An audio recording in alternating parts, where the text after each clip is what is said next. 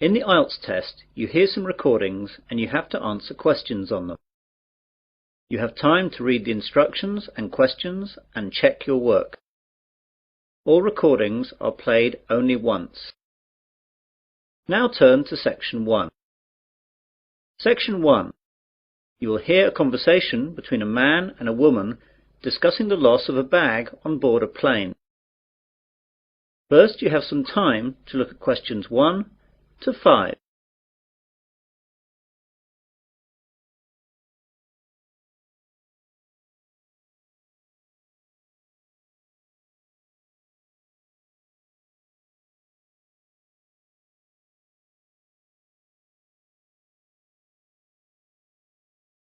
You will see that there is an example. This time only, the conversation relating to this will be played first. Pan Asian Airways, John speaking. Can I help you? Yes, please. I left something on one of your planes last night. I got this number from the operator. Is this the right number to call? Yes, madam. This is the right number. I just need you to tell me your name to start with, so I can fill out a lost property form. Kirsty Allen. That's Kirstyanlen.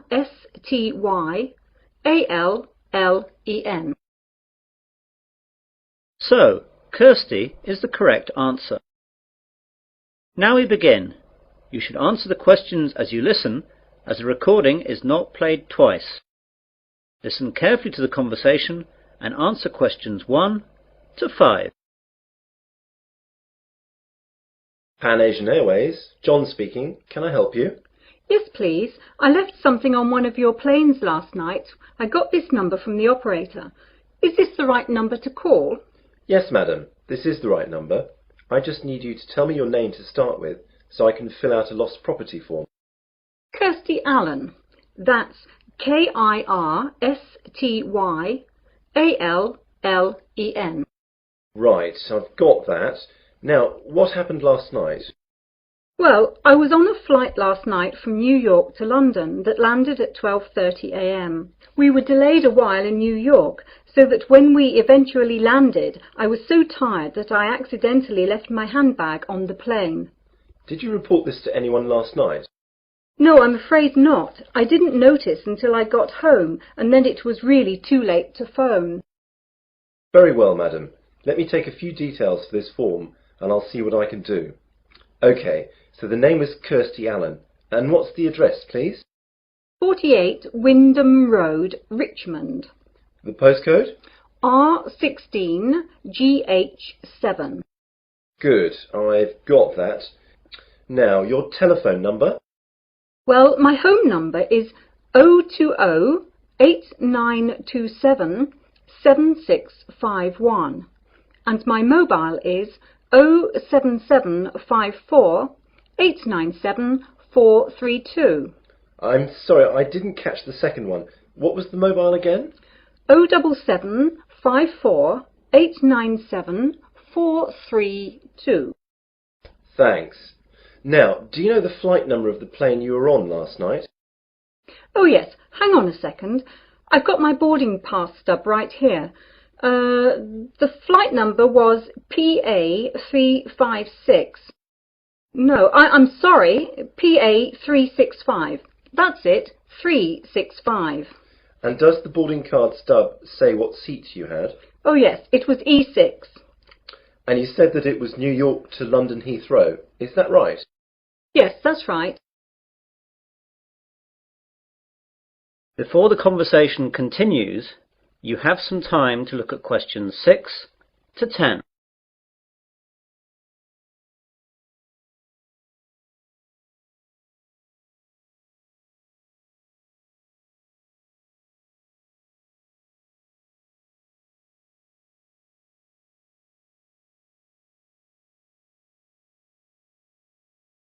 Now listen carefully and answer questions 6 to 10. OK then. Now, I have to take some details about the bag that you lost. It was a handbag, yes? That's right. Could you describe it to me? Well, I guess it just looks like any regular handbag. It's very dark red with black handles, and the catch on the top is gold-coloured. Does it have any distinguishing marks? Not really. It's quite new, you see, so I haven't scratched it or anything. It's got a brand name, but that's just inside the bag when you open it, under the catch. OK. Now, can you tell me what was inside the bag? Quite a few things, actually. Not my passport, of course, or I would never have got out of the airport. My purse is inside, and that's got about $200 and about £70 cash. There is also my credit card and some membership cards.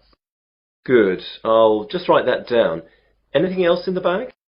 A small paperback that I was reading, some makeup, my work keys, but not my house keys, thank God, and a couple of pens. Have you informed the police about the loss of the card? Yes, and I've also cancelled the card with the credit company. Right. Now what I'll do is to contact the lost property, which is where your bag will have gone if it was found. I'll give you a call back within an hour and tell you what the situation is.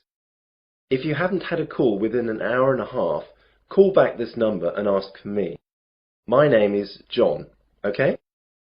Yes, that's great, John. I'll speak to you later. Goodbye. Goodbye. That is the end of section 1. You will now have half a minute to check your answers.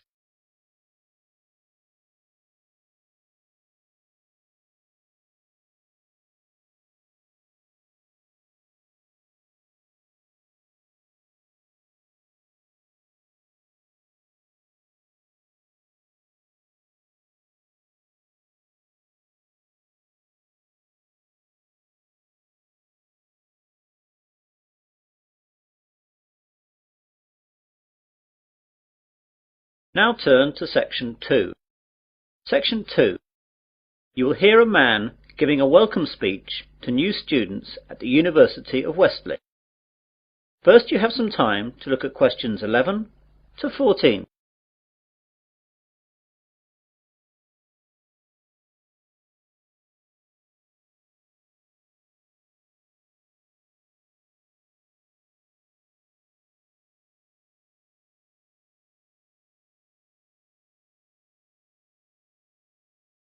Now listen carefully to the welcome speech and answer questions 11 to 14. Hello and good afternoon. My name is John Walker and I'd like to welcome you new students to the University of Westerly. What I'm going to do today is just explain to you some of the facilities that you'll find here on our main campus and where you'll find them.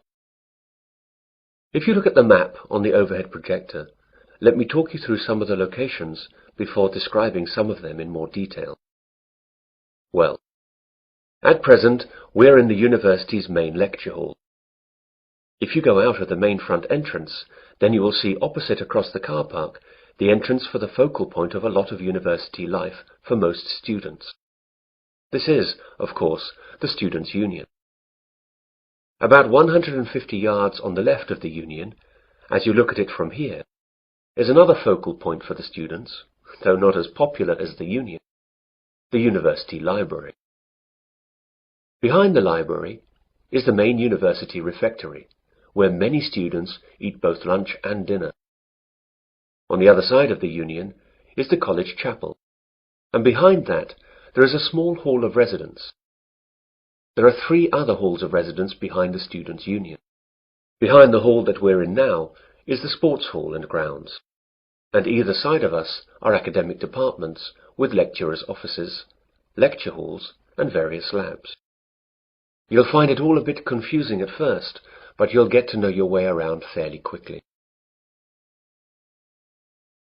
You now have some time to look at questions 15 to 20.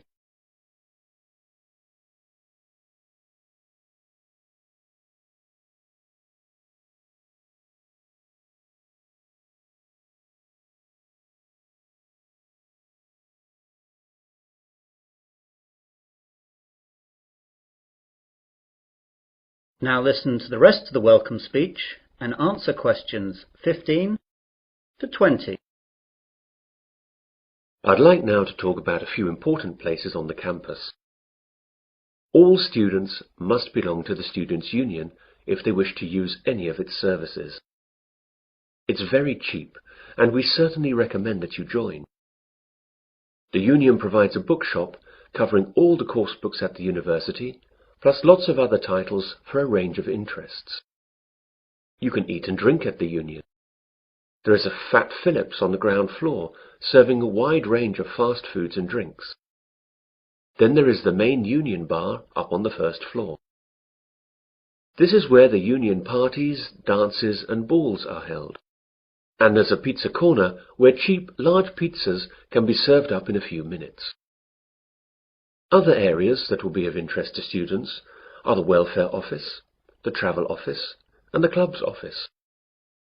The club's office will get you in touch with all the clubs that are part of the Students' Union. These clubs vary from football to drama to potholing to beer drinking. There really is something for everyone. The Union opens up at 8 a.m. every day and closes at 12 midnight, unless there are any functions going on later. I'd like to move on to the library now. This is where a lot of you will, I hope, be spending a lot of time over the next 3 or 4 years, working and doing research. Of course, this isn't as exciting as the social aspects of university life, but of course it really is the main reason that you are all here. I therefore urge you to get over there as soon as you can, as you have to register, and then you can have a look around. During the first 2 weeks of the academic year, that is, now, there are tours every 2 hours aimed at familiarizing new students to all the services that the library offers. The library is open from 9 a.m. to 9 p.m., though it stays open later during final exams. As I said earlier, the refectory is behind the library. The refectory offers a range of cheap meals at lunchtimes and in the evenings. It's open from 12 noon to 3 p.m. for lunch, and from 6 p.m. to 8:30 p.m. for dinner. They try to offer a variety of food, from favourites to healthy options to ethnic foods, and there's always a choice for vegetarians and vegans. The University Sports Hall is one of the most used buildings at the university. To use the hall or the grounds, you must be a member of the Athletic Union, which is part of the Students' Union. Again, this costs very little and will allow you to use all university sports facilities, represent university teams, and it fully insures you during your membership of the Athletic Union. This is really excellent value. For departments and academic facilities, there isn't enough time to go through all of them, but your respective departments should furnish you with maps and information that will satisfy your needs. For all services offered at the university, I recommend that you purchase a Discount Plus card. This card costs £50 and lasts for the academic year. It will then give you discounts on all services at the university. For instance, a £4 meal at the refectory would be reduced to £2.50. It will also give you free usage of the late-night minibus that the university runs to places off campus, which normally costs £1. You can see that it wouldn't take very long to make it worthwhile. The cards can be bought at the Students' Union. Well, that's what I have to say for the moment. Now, are there any questions? That is the end of section 2. You will now have half a minute to check your answers. Now turn to section 3. Section 3. You will hear 2 students discussing the new term at their university. First, you have some time to look at questions 21 to 25.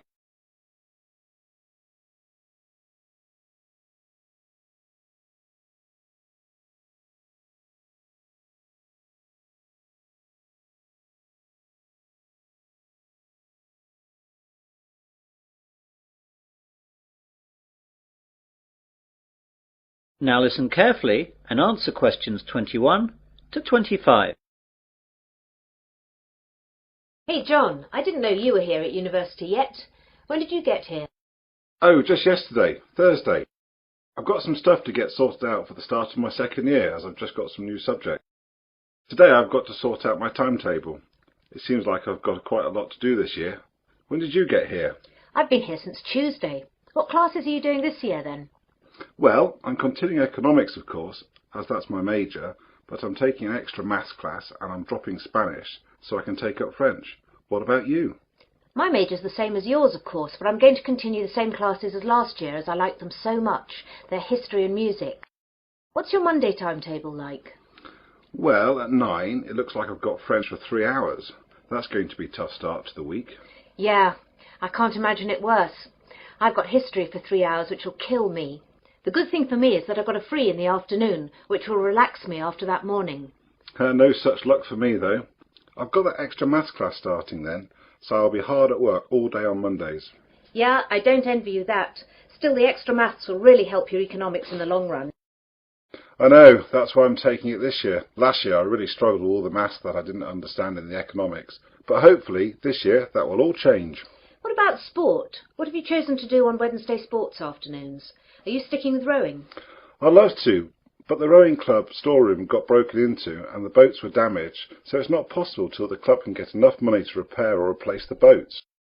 They're really expensive, so that'll take quite a long time. So as I can't do that, I'm going to try out squash. What about you? I'm going to do the same as last year. Volleyball. That's good. It's in the main sports hall like the squash. I'll be able to see you a lot this year. Yeah, it looks like that. You can help me with the maths that I don't understand. Maybe, for a small fee, of course. You now have some time to look at questions 26 to 30.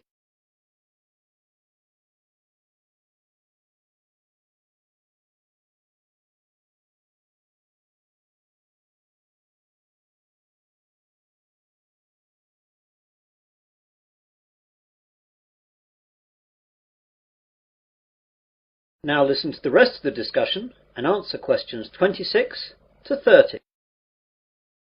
I know it's early, but do you know anything about the first assignment that we have to do?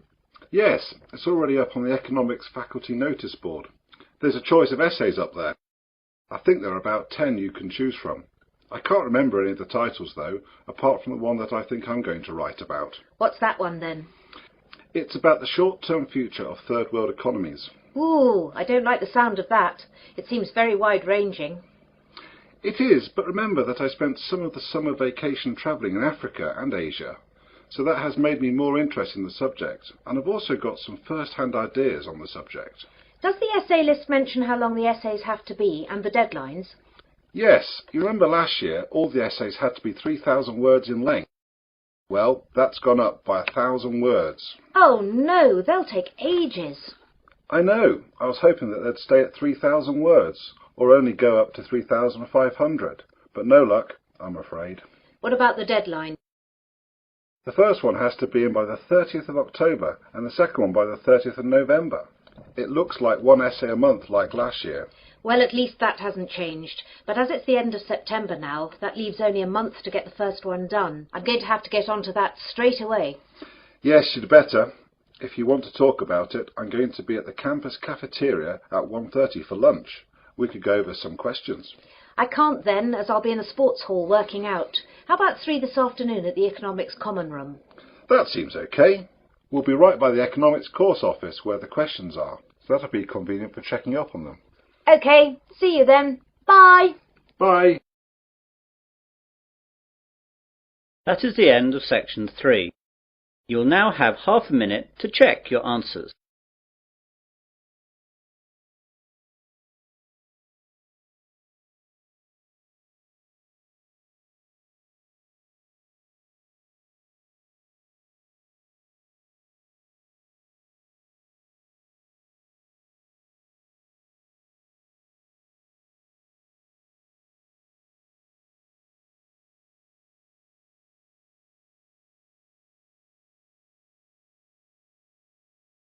Now turn to section 4. Section 4. You will hear part of an environmental sciences lecture. First you have some time to look at questions 31 to 40.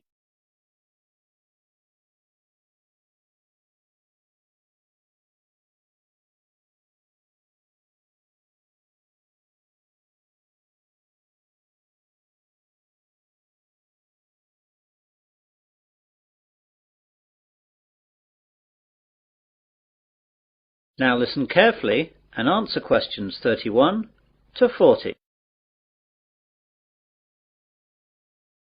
Good morning, everyone.